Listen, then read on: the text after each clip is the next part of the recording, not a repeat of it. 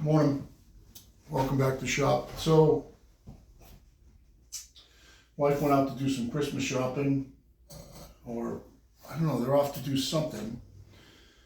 And I know she's got a couple of projects she wants to knock out, so I got to get the bench cleaned off. And this is the small bandsaw blade that I sharpened on the Foley bell saw. You can watch that video if you want. And I'm setting the teeth. So what I want to do is, I've done one side, doing it with a hand setter. Just want to show the process in case anybody's interested in sharpening your own teeth for a bandsaw. And you really should set the teeth before you sharpen it. I don't think it makes a huge difference, but specifically if you're grinding it, there is a reason for that. Now it's not going to really matter in my case here because I'm not miking every tooth. If you look down, I'm going to move this for a second. If you look down, you see the setter right here with the dial indicator. This is for setting bandsaw blades. This is too big a setter for this little blade. This is for, you just grab something. This is for big blades like this. This is, I think, 1.25 inches. Just give you my hand in there for scale. This is a large bandsaw blade.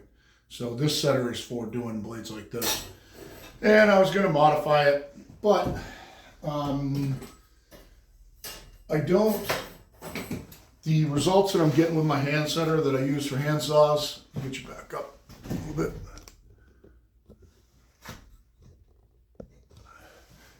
The results that I'm getting with my hand setter, like you'd use for a hand saw, are repeatable enough, and I'm modifying the set a little bit on this blade. I'm actually increasing the set a little. I messed around with the settings to, I'm gonna flip this inside out if I can without clothes on. I'm messed around with the setter to get the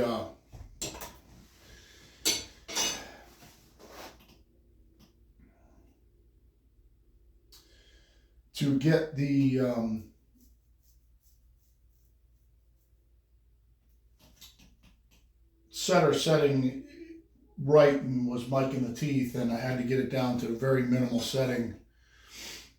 But I'm modifying the set. I'm actually I'm oversetting this blade a little bit. And the reason that I'm doing that is that I want this blade to steer better.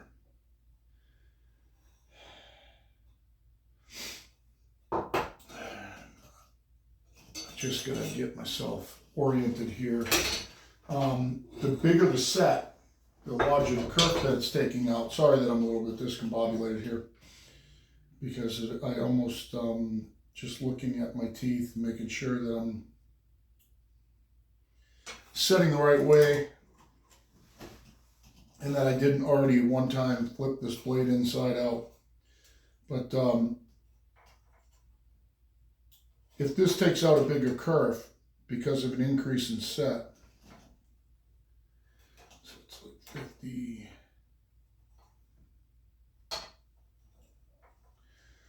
then it'll allow you to steer the blade a little easier. 57. Did I already set one the other way?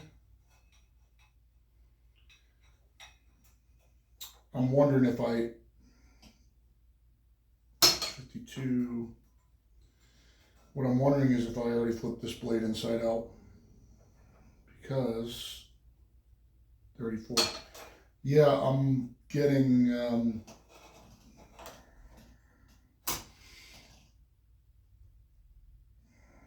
it looks like I already flipped this blade inside out, but I got my marks on the back side. So I was setting like this. See those teeth. So now I'm setting these this way. The set was pretty messed up on this blade. Actually,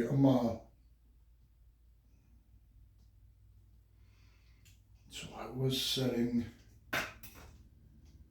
those, yep. So that one right there. flip this the other way. Yeah, that's right. So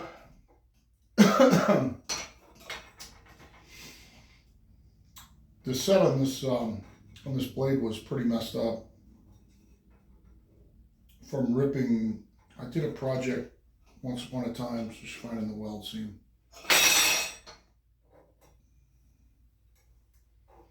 Where is the weld seam? Mark. There's the weld seam.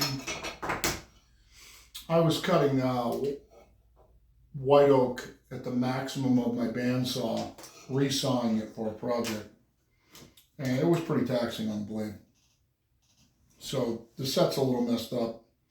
I'm just looking at the set right now, and what this particular blade has is a left, a right, a left, a right, and a straight.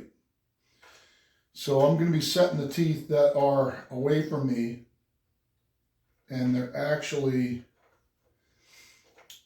just looking at them by eye,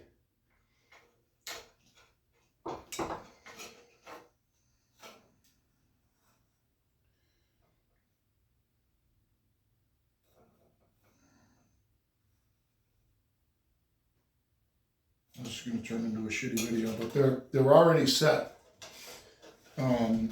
It looks like fairly close to what I said on the other side. So that's 50.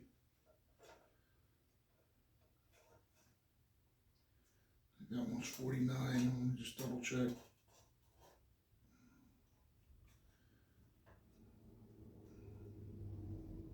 No, 42. It's an optical illusion because of the bend. So I got basically close to 50 on one side and 42 on the other. So kind of get myself in the right orientation here.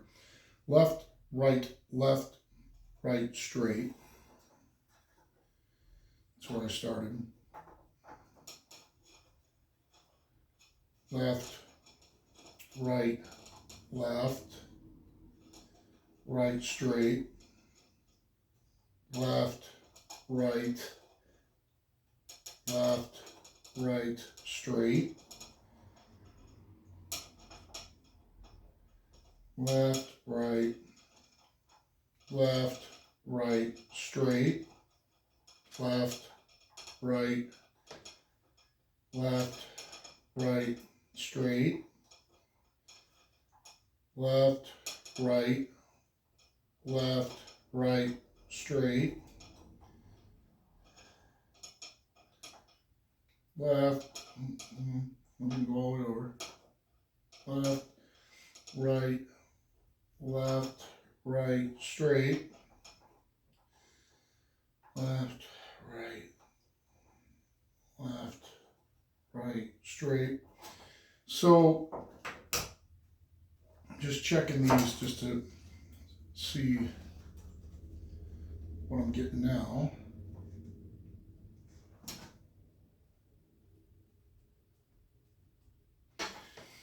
$50.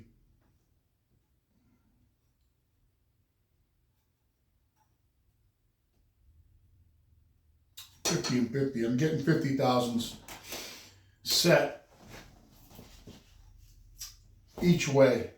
So they're set 50 thousandths from the inside of the blade. So my total kerf width is 50 thousandths, which should,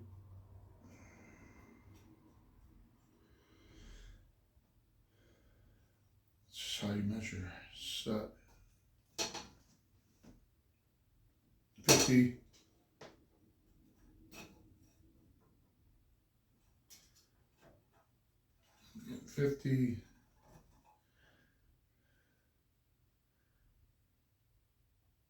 Blade's 40.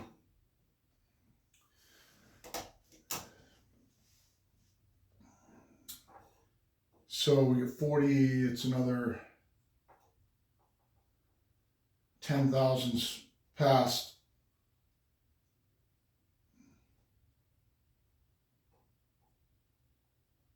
Sorry, I'm just losing myself in my head here. And also I want to mark where I am before I lose where I am. Yeah, did that one. Left, right, straight, left, right, left. That one's moving. Right, straight, left, right, left, right, straight, left, right, left, right, straight. Okay, I'm just going to mark where I am just so I can start here again in a minute. So rather than have you sit here and watch me, I'm sorry about this being so fragmented, but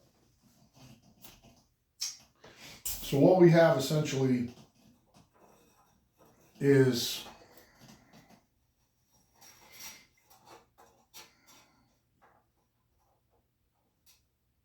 to the right side and make sure I'm getting consistent readings.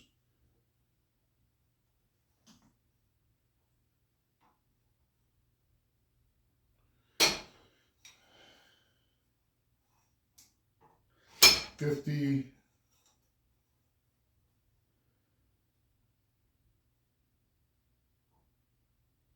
47, 50.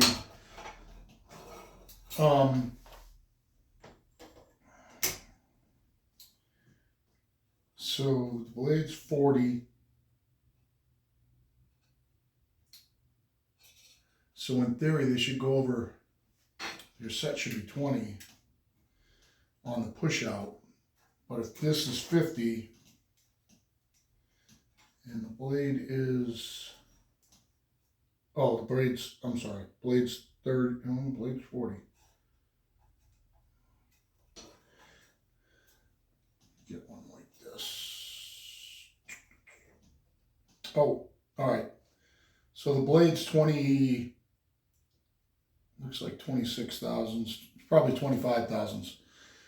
I got a 24 and a 26. So you should set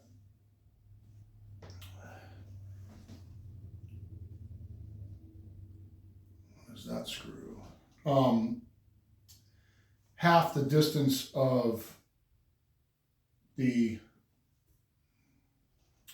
thickness of this plate. So it should be another 12 thousandths over on a 25 thousandths blade. Say, let's say 13 thousandths. So these should be 38 from the factory. Where was I? I'm going to check one the other way and see where they were. So these should be around 30. 25 and 13 should be around 38 to 40 standard set. I just said 30.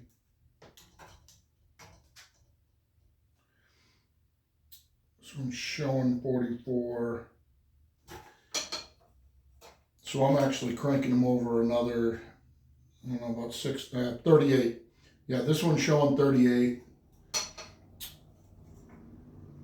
Let's check another one. It's kind of hard with this bend to get the, yeah, this one's showing like 44. So the original set was about right, about 13 to 15 thousandths over what the plate width is. I'm setting them out to 50, which is going to give me a wider kerf. It's going to allow me to steer this blade better for my bandsaw in the shop, my small bandsaw. This is a pretty thick blade, a pretty wide blade. You know, it's meant to run much smaller scroll blades. This is pretty wide, about as wide as you could run. And they don't steer very well. So if you want to cut curves, and this is a 4 TPI blade, which is pretty aggressive for that saw. You know, it's more meant as a cutting shapes. It's an old Craftsman 12-inch. It's got 7-inch clearance, so it will handle this blade fine. But I want to be able to steer a big blade like this, so I don't have to change blades as often when I want to cut some curves. I don't want to have to rip over to a scroll blade. So by increasing the set in this, this is going to create a wider kerf, give that blade a little more room to maneuver, and it's going to be able to steer a little bit better than it did. Now, is it going to be as good as a small scroll blade, a teeny little scroll blade that's half as wide as this with way more teeth? No, it's not going to be that good. But it's going to be better than it was. I don't know at this point. I'm going to rewatch this video because I know that it just, I lost my train of thought there and stuff. I don't know whether I'm going to post this or not. I hope that this will be useful to someone who wants to sharpen their own blades. There's a million ways you can do this. Actually, I'm not going to get back into that right now. You could do them by hand.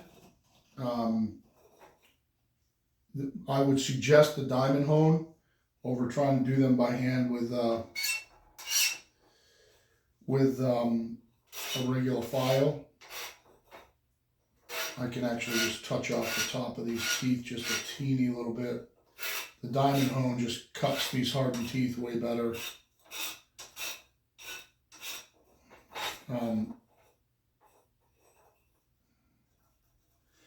You can do them with a grinder that has a small enough wheel to get in this profile. So you can do them with a grinder and set your grinder at this angle to do the front side of that tooth, and profile the wheel so it gets in there and hits this. I did these on the Foley bell saw, which is automated. You look right here. I did them on the Foley bell saw. It's automated. And it just did the profile, the front side of the teeth. I'll show you what I'm talking about. So it auto feeds it, and it's set at the angle. And all it did was the front side of this tooth in front of my fingernail, straight down on that rake angle, and made these. You can see my fingernail falling off there. You know, ridiculously sharp. So however you want to do it, you could do them with a Dremel. You could do them with a file. You could set them in a saw vise and file them and then move it, and then file them and move it. Doesn't matter really how you do it, but you do need to be able to set, because the most important thing with this, aside from it, you know, obviously having sharp points, is that the set's correct at how this is going to cut. Now, if you're just jumping up on your bandsaw and sawing little shit pine like this, you know, you draw a line on it. You don't have a pencil right here, but you draw a line on it or a straight line, and you're just ripping this in half. This blade doesn't really need to be super sharp, and it doesn't really need to be super set just to rip something off in rough form. But if you start getting out to the maximum of your machine, let's say you wanted to resaw this right down the middle like this. If you wanted to resaw this and you wanted to do it reasonably well, get that straight like that, yeah. If you wanted to resaw this and do it reasonably well, even in this pine, there's pine, right? Yeah. Even in this pine, this needs to be set fairly accurately, or it's just going to give you a headache, you know, 1,000 headaches making that cut. It's not going to cut very straight. It's certainly going to bind. I was ripping down white oak, 6 inches wide, so not too different than this right here. 6 inches wide, and they were 2 inches thick. I broke down slabs into boards, and then I had to rip them in half and make them into shiplap siding for a person's garage, addition in a new bathroom. And they asked me if I could do it. I said, not sure. I can do it on the table saw and flip them over once with a good setup, which I did have to do after I went through a couple of bandsaw blades trying to do it. But I did get the job done. I did have to finish the last few boards on the table saw. But obviously these boards were, like 12 feet long. So there were massive outfeed problems and weight problems on both sides of the bandsaw. I had a massive setup to do it. Had the wife helping me. I made a fence for it, a tall fence that they could ride against. There was a lot going on to do that. And I'm not looking to do that again because now I have my new Norwood HD 36 V2. And if I had to rip those down, I could rip them down on the Norwood in 2 seconds. Could stack them up and blast them out. So what the purpose of this video was, number one, I was a little bit bored. Number two, wanting to show where the standard saw set that you can, go through and set these teeth and do it fairly accurately, just like you would a handsaw. Just like setting a handsaw, the same thing. And you can also adjust the anvils in this. And I messed around both ways.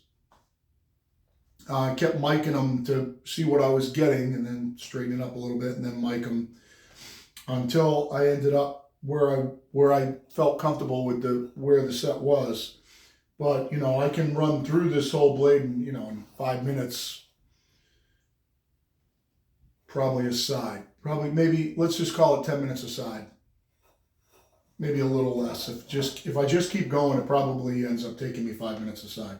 So 10 minutes you can set this whole, let's say 80-inch blade.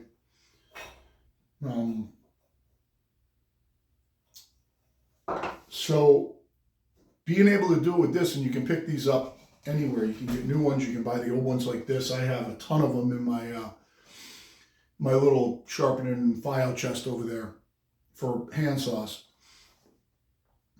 You don't need a setter like this, that cranks them over with a dial indicator. I could modify a plate here or back this plate off and put something in between that would squeeze this a little better and be a little taller so that it sits up higher. It was close to being able to do it on this. You don't need that. You literally could go around and tap these over with a punch. I'm just being honest, because I think what happens in a lot of these situations is paralysis by analysis. We want to do these things, but we get lost in our head and we just don't do them because we can't figure out how to do them. This blade right here,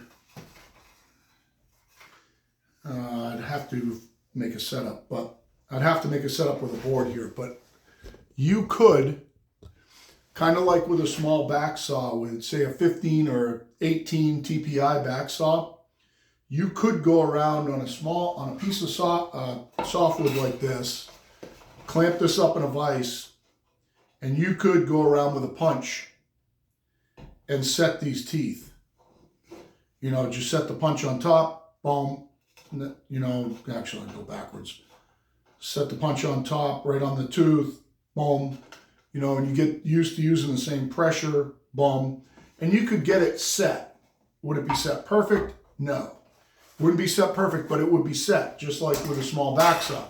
And with a small back saw, what we do is when we set a small back saw like that, you cut with it, and if you see which way it's steering, and then you stone the side into the steer, and then it'll cut a little straighter, and then you stone that side again and backwards across the teeth with just a regular oil stone, and then you cut with it and you do that until it's straight. So essentially what you're doing is it will steer towards the side that's overset on the average of the overset side.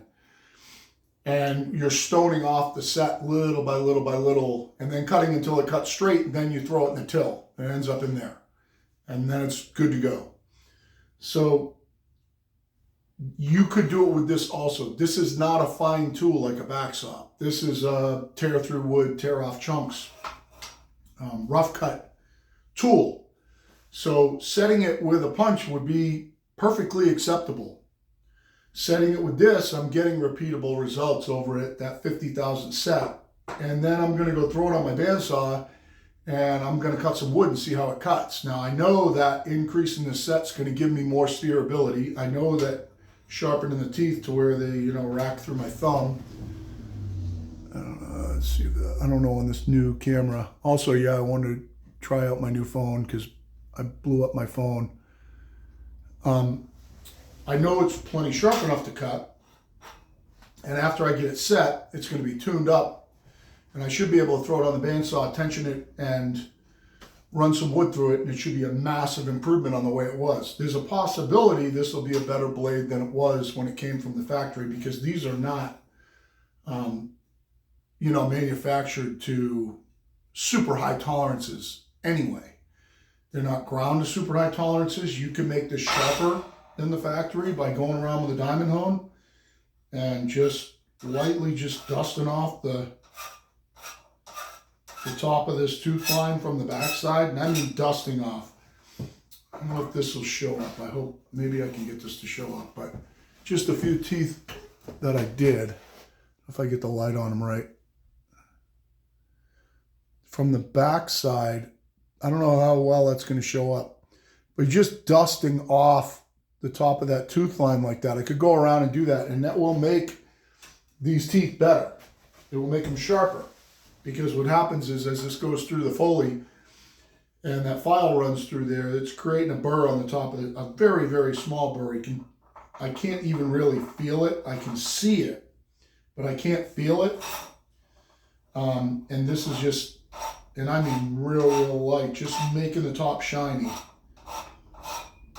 This isn't really removing any metal as far as changing the size of the tooth, so there's no reason to have to worry about amount of strokes or anything like that. You're not removing any metal. All you're basically doing is just removing the burr right on the top. You could go around this whole blade and do this, which wouldn't take very long, and that would make it markedly sharper. You don't need to do this, but if you're some sort of, sharpening geek like I am, it just seems to make sense. And all I'm doing is just touching up just the top of the back side of the teeth. And like I said, this is not removing any metal. Just removing the burr. I'm doing this, I don't know how to tell you how light, but I'm just looking at the back of the tooth till it's clean. And with a diamond hone, it makes it nice and easy rather than doing it with a file on these hardened teeth that wouldn't be nearly as efficient as this. I mean, because this works beautifully, it takes seconds. You could take a diamond plate in your hand and do it with a diamond plate. You could do it with one of those cheapo Harbor Freight diamonds. Just the diamonds cut easier than a regular file. Not actually, just where I'm hitting these, you can tell that area is sharper. So I am going to go around this whole thing like that after I sharpen the front side to take that burr off, just because I can just tell this one area here, just looking at how it's grabbing my thumbnail, I can tell right here where I just hit those tops that it's way sharper, or it's maybe the edges are cleaner. It's just grabbing, I'm just barely running across my thumbnail nice and lightly, and it's just, the stuff's just falling off. So,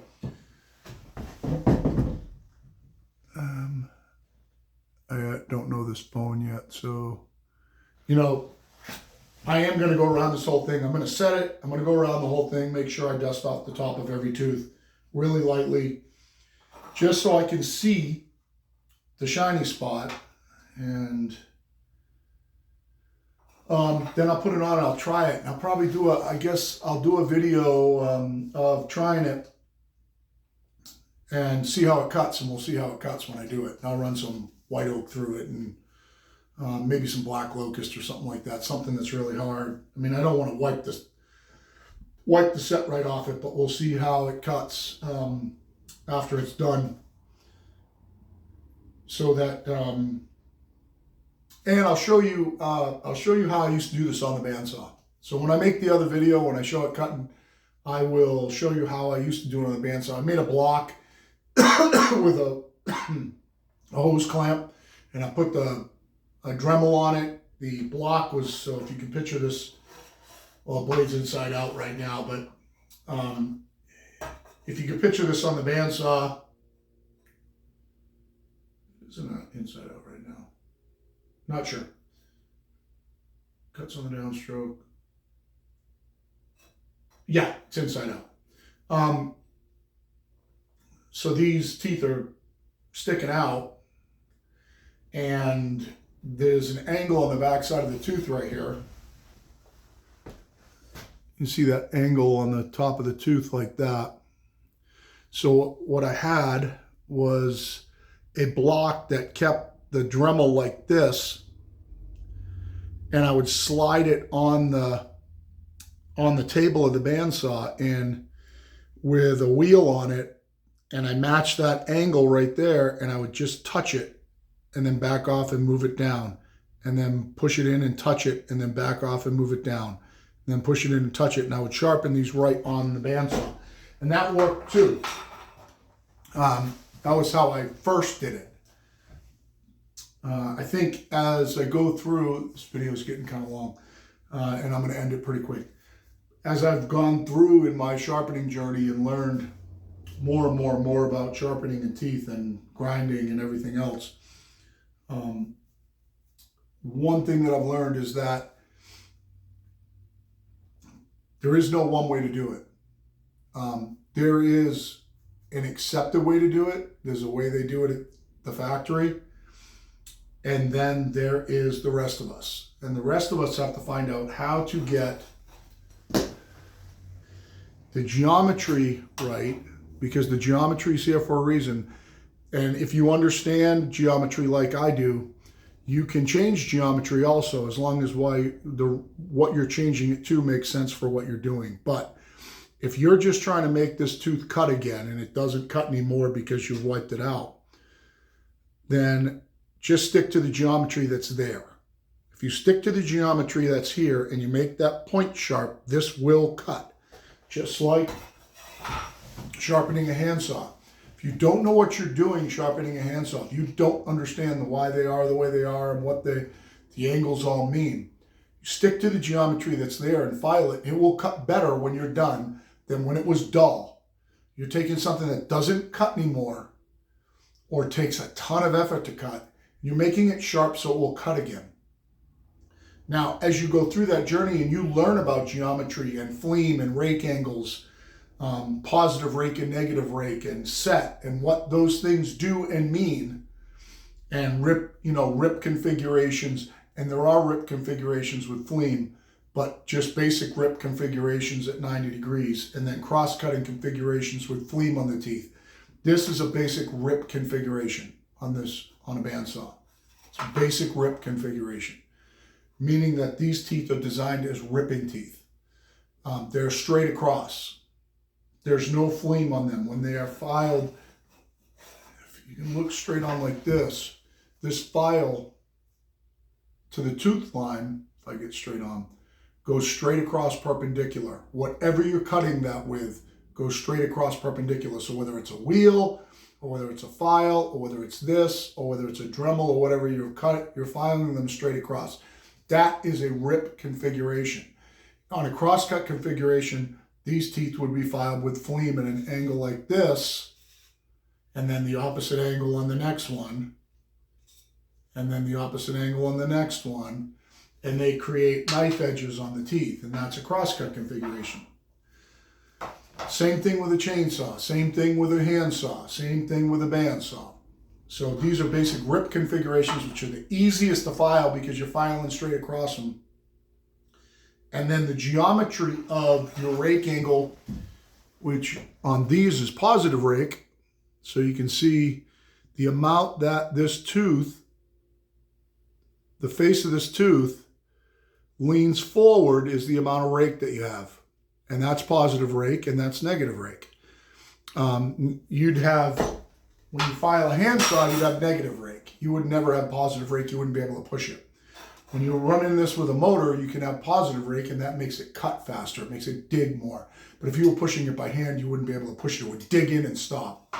So on a rip saw, if you're not very good with a rip saw, resawing a piece of wood like this with a rip handsaw, if you do put some negative rake on the rip saw, it makes it more pleasant for somebody who's not real good with it. Somebody that's real good with it, kind of like, I'm not going to toot my own horn, but good at ripping with a rip saw, you want no rake, zero, just a straight up and down tooth. Not positive rake, but no rake. I file all my rip saws with no rake, and they remove a lot of material very fast, but they take a lot to push, but I'm good at doing it, so it's easy for me. So anyway, to end up this long thing that started off horrible,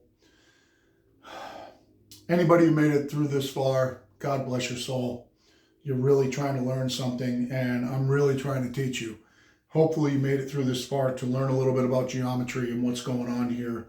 But I will try this, and when I do try it, I will video it, and we will talk about it.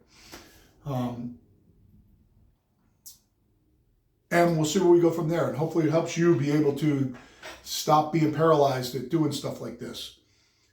Set your teeth, sharpen your teeth, stick it back on the bandsaw, go back to cutting. It doesn't take that long. There is no one way to do it. You can do it any way you want to. You're not some cretin or Neanderthal if you do it one way, and if you pull out a regular file out of my file box over here, you clamp it in a vise and you file it. And you go to the next one and you file it. And if it takes you a little longer, who cares? You're getting it sharp and you put it back on the saw and it cuts. And then as you learn more, you can make it cut the way you want it to cut, which is what I'm doing here with this set.